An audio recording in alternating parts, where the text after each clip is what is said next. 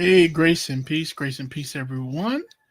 We are live, getting ready to delve into a very interesting topic. We are going to be looking at the war of Gog and Magog. We're going to be looking at, Lord willing, looking at Russia and some of their involvements in end time prophecy.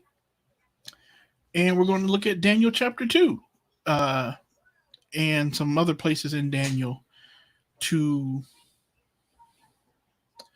try to understand um, a little bit more Bible prophecy. Not saying that we have all the answers or that our view is correct, but it's just offering one view or one interpretation of Bible prophecy. So we are going to just give people a few seconds or a minute or two to jump in, uh, jump into the stream as I get some things set up.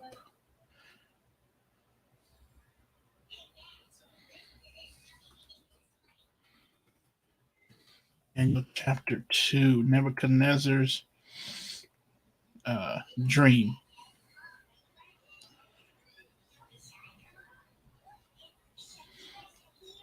So, giving some people a chance to drop in as we get ready to discuss this important prophecy.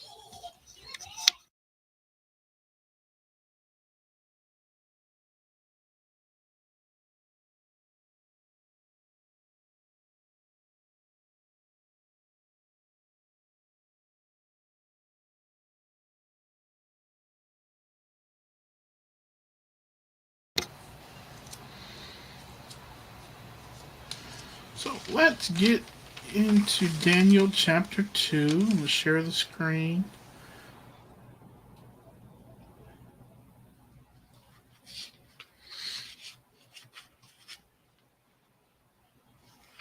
As we come in. All right, so in Daniel chapter 2, we're looking at this from man's perspective. This is man's perspective of biblical prophecy, or these future kingdoms that are going to arise. And then we're going to get God's view later. But we see, in the second year of his reign, King Nebuchadnezzar, king of Babylon, has a dream. It's troubling. He can't understand what's going on. He summons his magic people, his mediums, his sorcerers, the Chaldeans. So in this chapter, we see that the Chaldeans here are very influential Babylonian wise men. And so King Nebuchadnezzar has this dream, asking his wise people, "Hey, can you tell me what's going on? I had this dream. I'm troubled. I can't sleep. I'm trying to figure out what it is." So the Chaldeans say, "Tell us your dream. We'll give you an interpretation." King Nebuchadnezzar lays out his dream. And then down in verse 10, the Chaldeans say, "No one on earth can understand what you dreamed, king. Only God can do that." And they say, "Hey, what you asking us is different. No one can understand this except God, who is not dwelling with mortals." So now a decree is issued where King Nebuchadnezzar says, "Hey, I told you guys I'm going to tear you limb from limb if you do not tell me who, or give me an understanding of my dream." So just keep going in the story. So we're going to read it first and then jump into the interpretation. Daniel comes. Daniel says, "Hey, I can interpret this dream for you." So we get down to verse 31. Well, let's look at verse 21. Verse 20. Verse 19 for context. Context is always important when doing biblical interpretation exegesis, but and especially when we're studying prophecy. So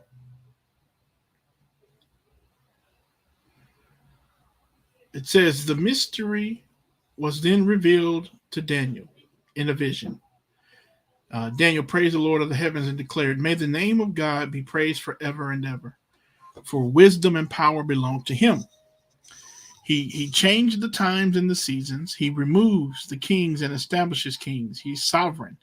He gives wisdom to the wise and knowledge to those who have understanding." So all of this comes from God. So Daniel automatically gives proper respect, proper interpretation, proper recognition to God.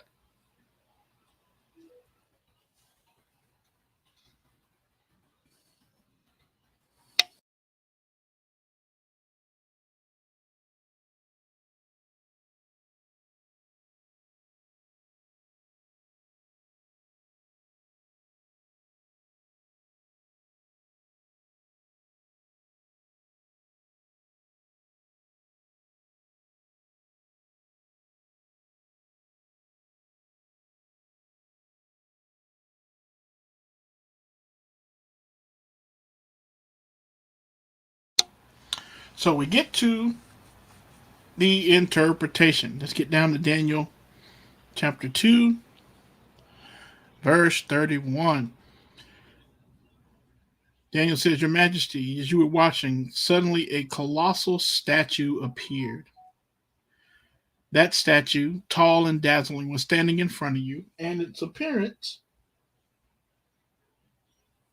was terrifying.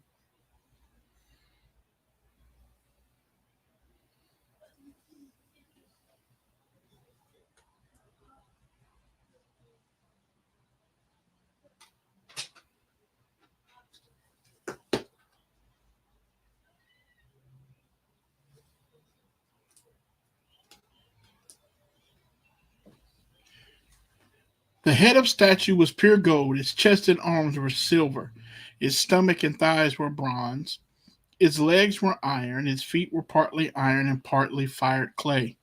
As you were watching, a stone broke off without hand touching it, struck the statue on its feet of iron and fired clay, and crushed them. Then the iron and the fired clay, the bronze, the silver, the gold were shattered and became like chaff from the summer threshing floors. The wind carried them away. Not a trace of them could be found. But the stone that struck the statue became a great mountain and filled the whole earth." And we know that this represents the Messianic kingdom, Christ's kingdom. And it's very important right off the bat. I want you to understand before we delve into all the minute details and who did this, who did that, who is this kingdom.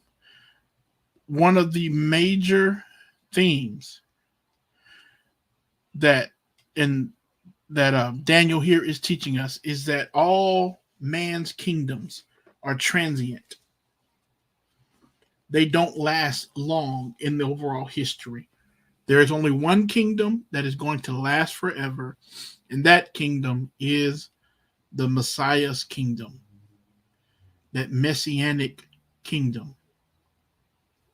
That is the kingdom that is going to last forever. So they're transient, but the kingdom of God lasts forever. It fills the entire earth.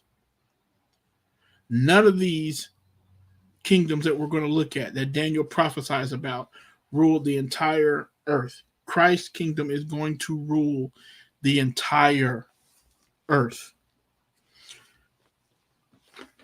Now, he goes on. He breaks into these his interpretation of the kingdom. Now, let's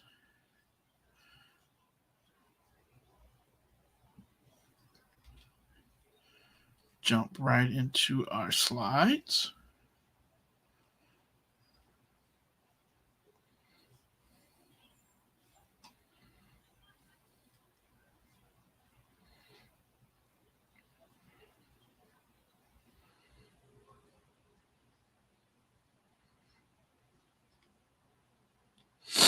So the head of gold, we know was the current kingdom that was ruling. That is Babylon. Babylon is the head of gold. Daniel tells and interprets in verse 37, Your Majesty, you are King of Kings. The King of Heaven, the God of heaven, has given you sovereignty, power, strength, and glory. Verse 38, you are the head of gold. So he interprets it. Babylon is the head of gold. Babylon begins to rule. Babylon rules from about, some people say, 612 to 538 BC. We'll just say that. Some give it 605 to about 539 BC. That's the head of gold. That's the one that is ruling when Daniel is writing. Then we move to the breast and arms of silver. The breast and arms of silver. Daniel says the breast of arms in silver represents the Medo-Persian Empire. The two arms represent the two sides. You had the Medes, like Darius, King Darius, and then you have the Persians, Cyrus the Persians, with the Persian side being more powerful than the Mede side, which we see in Daniel chapter 7, Daniel chapter 8, with the bear turned over on its side. So the breast of arms in silver representing the Medo-Persian Empire, ruling from about 538 to 333 BC. And we're going to see that this is a de-evolution, not an evolution of kingdoms as it goes down. The diminishing value of the metals here represents the decreasing grandeur and the decreasing individual power of these different empires, these world empires. He's going to give us 4 Gentile empires. Then we're going to have a 5th one that rises up that we're going to see here. So then you get into the belly and thighs of bronze. The belly and the thighs of bronze. This represents the Grecian Empire from about 333 to 168 BC. 168 BC. During his lifetime, this is under the leadership of Alexander the Great. During Alexander the Great lifetime, his soldiers, he conquered the known world before the age of 33. He's known for his speed and swiftness of his conquest. His soldiers dressed in bronze. They dressed in brass and helmets and breastplates and all of this. So if you're coming in, just hit the like button, or if you're watching this, there's a poll over in the chat. If you believe that we're living in the end times right now, hit yes. If not, hit no, or you can drop a 1 if you do in the chat. If you believe that we are currently in the end times, you can type a 1 in the chat. Then you have the legs, and we move into the legs of iron. The legs of iron. This represents the Roman Empire. The Roman Empire, which lasts about 500 or so years, 168 BC to 476 AD. Again, these numbers aren't straight. There's just no one, these are just what some scholars, the consensus, say. This kingdom was as strong as iron, with the power to crush and to shatter everything and everyone on its path. The iron legions of Rome were legendary and known for their ability to crush all resistance with an iron heel. So you have the Roman Empire. Then you have the feet and toes of iron and clay. This represents, I believe, a future kingdom that's going to be comprised of a confederation of 10 nations. 10 nations under the rule of the Antichrist. And we get that from Revelation chapter 17 and chapter 13 as well, that this is going to be another kingdom, a revived kingdom, revived Roman Empire, the European Union. All of these things play an important part, and it's something that we must start to pay attention to. Again, prophecy is not given to scare us. Prophecy is given to prepare us, to warn us of what's coming. So these 10 kingdoms, representing of the 10 toes, notice they were partly iron, partly clay. Part of the kingdom will be strong and part will be brittle. You saw the iron mixed with clay. The peoples will mix one with another, but will not hold together, just as iron does not mix with clay. And so we have that kingdom there. This prophetic kingdom, this revived Roman Empire, because people need to. The Roman Empire was vast; it covered a lot of territory, a lot of real estate. So here's another image. You know, the statue falling down, and we know that the rock that comes crashing down is the kingdom of God. It talks about Daniel 2:44. In those days of the kings, the God of heaven will set up a kingdom that will never be destroyed. Revelation 19. His kingdom will not be left to another people. It will crush all these kingdoms and bring them to an end, but will itself endure forever. This is a complete decisive event, a one event at the second coming of Christ. His kingdom is set up. All men's kingdoms, all the Gentile kingdoms and Gentile nations and Gentile empires will be destroyed. Will be destroyed. This is the second advent, the second coming of Christ, setting up his kingdom, the 1,000-year reign, and then his kingdom will be again rule forever. We know that Christ is the stone. Psalm 118:22 talks about this. Isaiah 8:14, Isaiah 26:14. And then he says, you saw a stone break off from the mountain without a hand touching it. This is the Messiah. And it crushed the iron, the bronze, the fire, clay, the silver, and the gold. The great God has told the king what will happen in the future. The dream is certain, and its interpretation is reliable. So we know these are all the future empires that are going to rule. Christ's kingdom is going to come back, going to come down, and destroy all these kingdoms.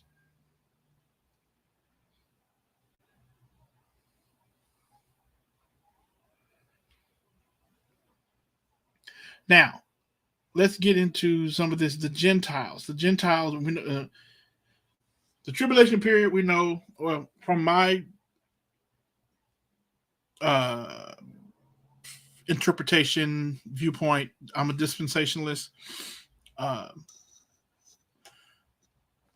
And so the tribulation period, I'm a pre-tribber, pre-mill. So I believe in a 7-year literal tribulation period that starts with the rapture and is going to end in the second coming of Christ. So the Gentiles in this tribulation period, this is a divine program. There is a divine program for the Gentile nations that is going to come to fulfillment in the tribulation period. Now, I believe that the tribulation period is both to punish the Gentiles, these Gentile nations, which ultimately God is going to get his vengeance on them. And he's purging Israel. He's cleaning up Israel during this 7-year period, where God is going to be dealing mostly with the nation of Israel, getting them to come back.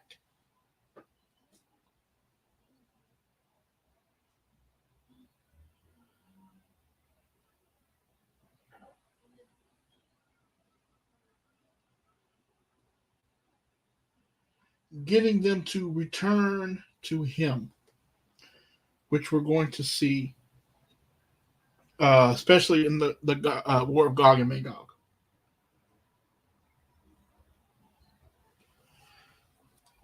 So, the times of the Gentiles, we see that phrase.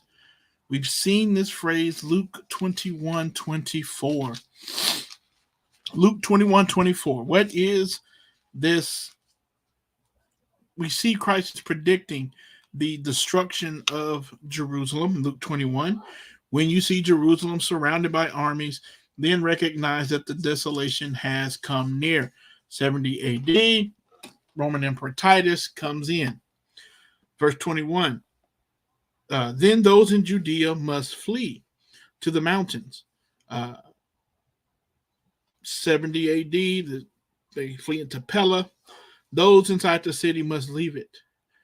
Those who are in the country must not enter it, because these are the days of vengeance, to fulfill all those which are written. Verse 24, they will be killed by the edge of the sword and led captive into all the nations. And Jerusalem will be trampled by the Gentiles. Jerusalem will be trampled by the ethnos, the nations, until the times of the Gentiles are fulfilled. So here we go. This time of the Gentiles is very important, because when we look at Genesis 9, 25 through 27 is a very far-reaching prophecy that many people don't really pay attention to. They skip over it as it being a prophecy.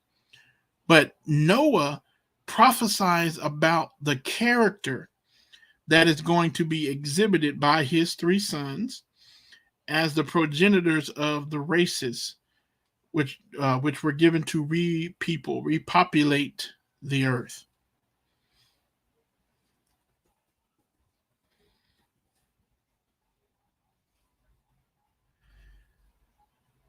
And he talks about, Canaan is cursed. He's going to be the lowest of slaves to his brothers.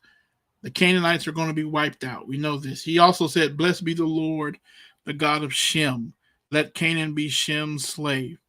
Let God extend Japheth. Let Japheth dwell in the tents of Shem. Let Canaan be Shem's slave. And so we're going to see these Gentile nations are going to start to dominate, start to take over. These are the times of the Gentiles. Now, of course, there are going to be judgments on the nations.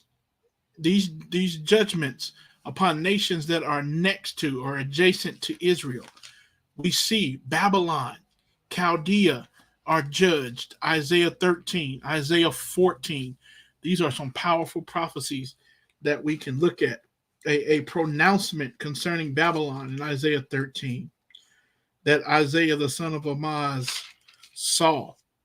And he goes on and talks about how the day of the Lord is near. It will come as destruction from the Almighty. Everyone's hands will become weak. Every man will lose heart.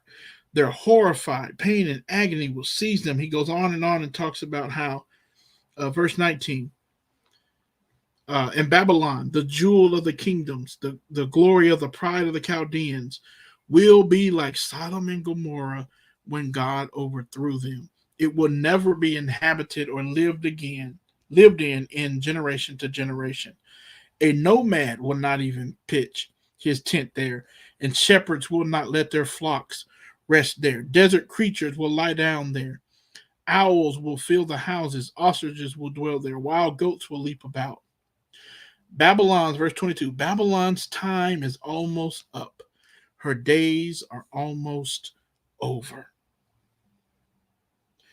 And so Isaiah 13, Isaiah 14 prophesies about the downfall of the king of Babylon.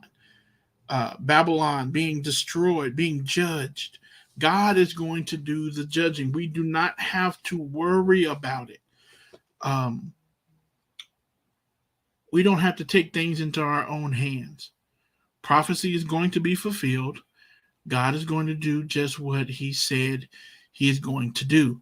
Then you got Jeremiah 50 and 51, which again talks about Babylon is going to be destroyed. Babylon is going to be destroyed. Jeremiah 50, Jeremiah 51. Babylon has to answer for their sins. Babylon is going to be invaded. It talks about in Jeremiah 50 and 51.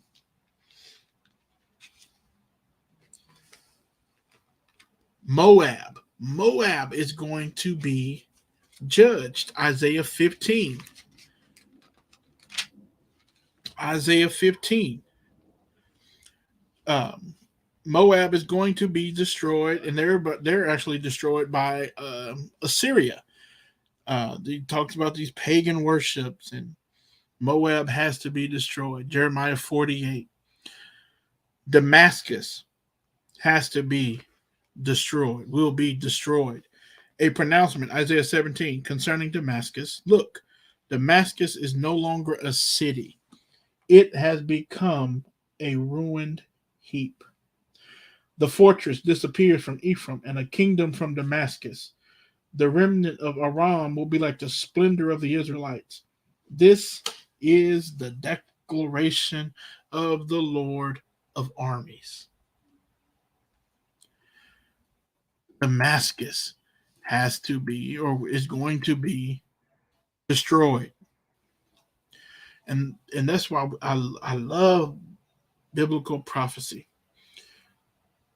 Damascus was one of the greatest ancient cities, the capital city of the ancient nation of Syria. Syria is positioned to the northeast of Israel. The northern tribes around the Sea of Galilee, they're having these constant contacts and interactions with Syria. Damascus was one of the most beautiful cities of the ancient world, but we know that the coming Assyrian judgment reduced it to a heap of ruins. And as often is the case, the northern kingdom of Israel is referred to by its dominant tribe, which is Ephraim. So that's why we find Ephraim in Isaiah 17.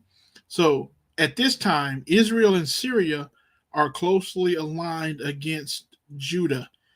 This is 2 Kings 15. 2 Kings 16 are actual showing how those were fulfilled.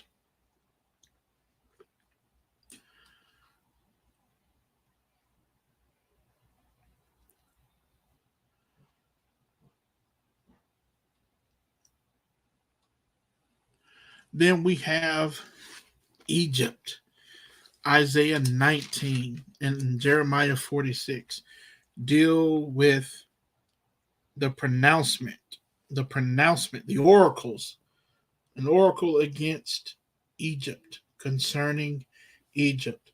It says, look, the Lord rides on a swift cloud and is coming to Egypt. Egypt's worthless idols will tremble before him, and Egypt will lose heart. So Egypt is going to be destroyed. Edom, Jeremiah 49, is going to be destroyed. Now, I want to say this. This is not talking about white people. Caucasian people. God is not going to wipe out every single Caucasian person. God is going to judge perfectly. He is the judge. We are not the judge. Vengeance belongs to him. So you can't use this prophecy in the spirit of hate and racism. That's not what this prophecy is about. Jeremiah 49, starting at verse 7, he is prophesying against Edom. Prophesying against Edom. So that's Jeremiah 49, starting at verse 7. So we know the Edomites. We know the Edomites were. Well, here, let me go here for a second.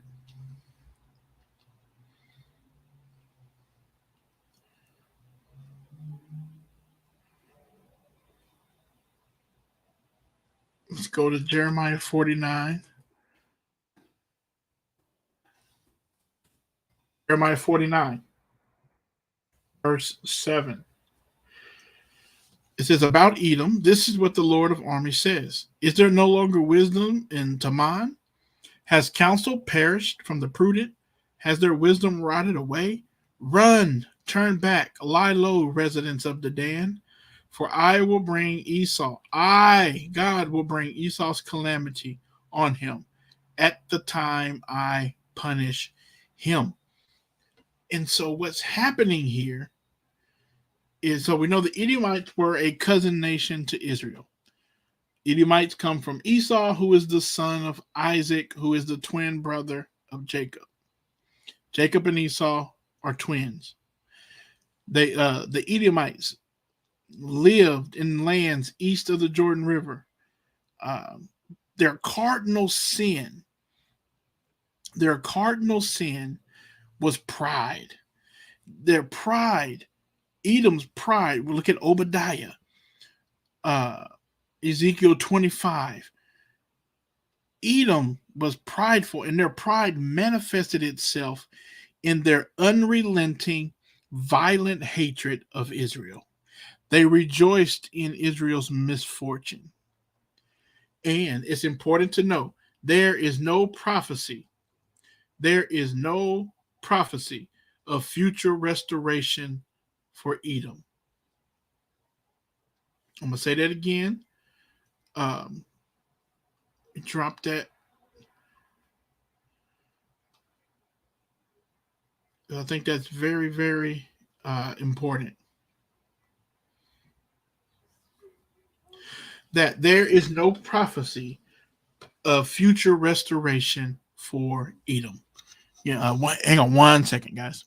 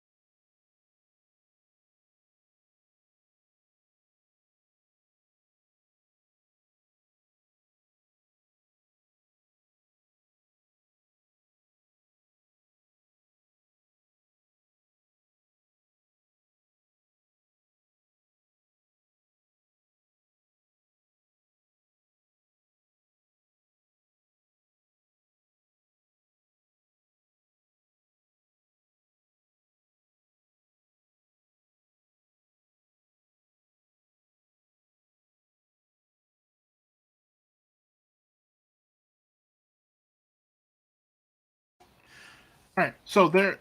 Well, sorry about that. Get some drink. Um, there is no prophecy of a future restoration for Edom. Edom is going to be destroyed. So God is going to show, you know, part of his judgment. He's showing the Edomites, your leadership is foolish, is incompetent. There's no wisdom here. There's no wisdom in them. He's bringing calamity of Esau upon him. And what that refers to is, when Esau lost everything when he gave his birthright to Jacob. So God is promising the Edomites that they are going to feel that they lost everything when judgment comes against them. God is coming to judge them. He's plundering everything. There's a cup of judgment. Jeremiah 49. God says, you're going to have to drink this.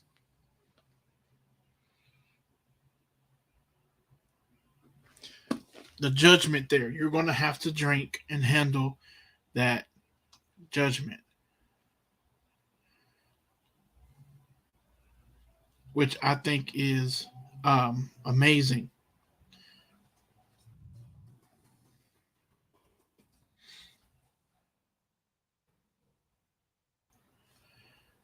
So again, for those who are coming in, just hit the like button.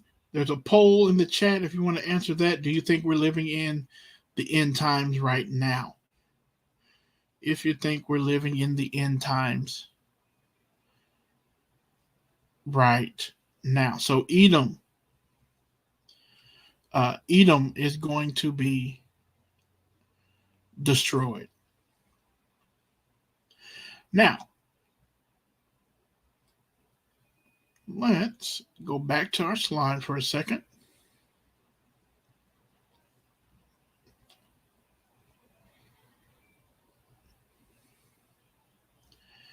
And so we're going to see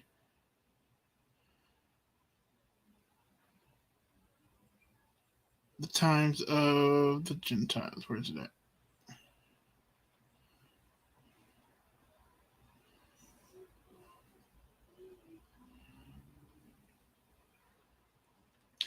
So when we look at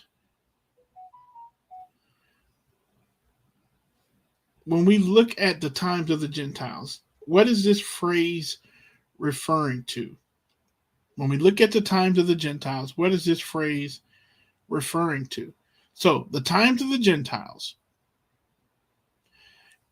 in contrast to when we see the phrase times and seasons deal with Israel.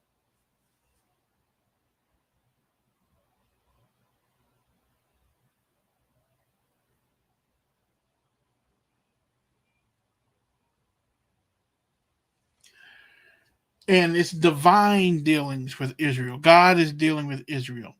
The phrase times of the Gentiles shows this is God's dealings with the Gentiles. So it measures the times of Gentiles refers to the period in which Jerusalem is under the overlordship of Gentiles. Jerusalem is under Gentile rulership. And so we see the succession of the monarchies, the four world powers that were foreseen in Daniel 2. Then we see this revived Roman Empire, this beast. So we have Babylon, Medo-Persia, Greece, Rome.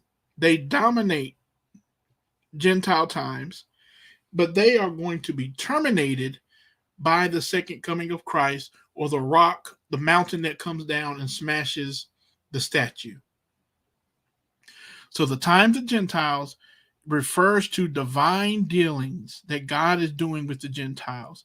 Gentiles, it seems like they're winning, but God is going to have the last word. So that's what the times of Gentiles deal with. It deals with, it's coming all the way up until, well, we'll get to that part. But we see that there's going to be judgment of the Gentile nations. God is going to judge the Gentile nations. Yes, that's prophecy. That's what's going to happen. Psalm 2 talks about the Gentile nations are going to be judged. In this event, that when God judges the nations, is fully anticipated in the Old Testament. There's no way around it. No way around it. Isaiah 63, we're going to look at here in a second. Isaiah 63 deals with God judging the Gentile nations. Joel 3 deals with God judging the Gentile nations. Zephaniah 3, Zechariah 14, God is going to deal with these nations. So if you look at Isaiah 63, if we look at Isaiah 63, we see here that Gentile nations are going to be judged. Gentile nations are going to be judged. So, Isaiah 63 talks about who is this coming from Edom in crimson stained garments from Basra. Now, Basra was the capital of Edom. Basra is the capital of Edom. It's interesting. He uses Basra. Basra's name in the Hebrew means grape gathering. And so, the crushing of grapes looks like blood, crimson stained garments is adding to this picture. Who is this coming from from Edom in crimson stained garments from Basra? The one who is splendid in his apparel, striding in his formidable might. It is I, proclaiming vindication, powerful to save. So we know this is Yahweh. This is Christ coming. Why are your clothes red? And why are your garments like one who treads a winepress? This is fulfilled in Revelation 19:11 through 18. When the second coming of Christ comes, he destroys these nations. His second coming, Zechariah 14, he destroys. And he says, I trampled the winepress alone. Judgment, vengeance belongs to God alone. Yes, Revelation 19 talks about how we come with him on the horses and we come down, but God is the one who really fights. Christ is the one who fights. He is responsible alone for victory. He says, I trampled the winepress alone. No one from the nations was with me. I trampled them in my anger, ground them underfoot in my fury. Their blood splattered my garments. All of my clothes were stained. For I planned, this is Isaiah 63:5, 63:4. I planned the day of vengeance, and the year of my redemption came. The year of my blood retribution came. I looked, there was no one to help. I was amazed that no one assisted. So my arm accomplished victory for me, and my wrath assists me. This is God. I crushed nations in my anger. I made them drunk with my wrath and poured out their blood on the ground. God is going to defeat his enemies. He is going to defeat his enemies.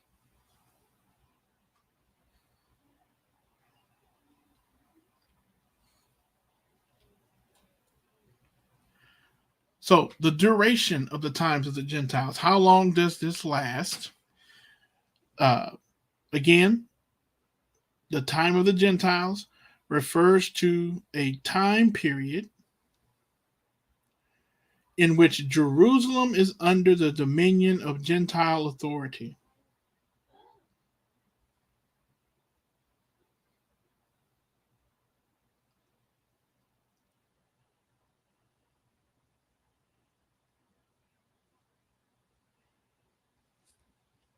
This period began with the Babylonian captivity. Jerusalem falls into the hands of the Gentiles.